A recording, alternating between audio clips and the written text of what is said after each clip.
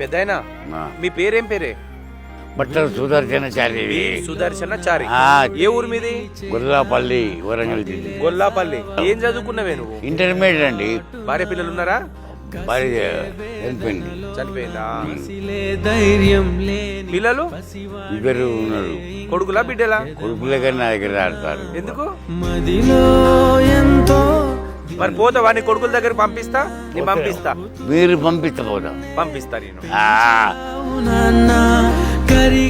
సరేనా? Very good బే. నీ కొడుకు పేరు ఏం పేరు చెప్పు? ప్రదీప్ కుమార్. ప్రదీప్ కుమార్. ఇంకొక కొడుకు పేరు? కార్తీక. కార్తీక. ఇప్పుడైతే మంచిగా ఉందా మరి?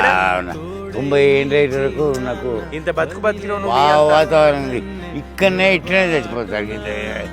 నా పక్కనే అంతే. వద్దు, నువ్వు చచ్చిపోవద్దు. నేను చదువుకుంటా తీయే, నీ కొడుకులు రాకపోతే ఒక్కసారి వద్దు అట్లా ఒకసారి పెద్ద మనిషి పుణ్యం ఉంటుంది సార్. నాన్నలు నన్ను వాల్యూ చేయరు నాన్న.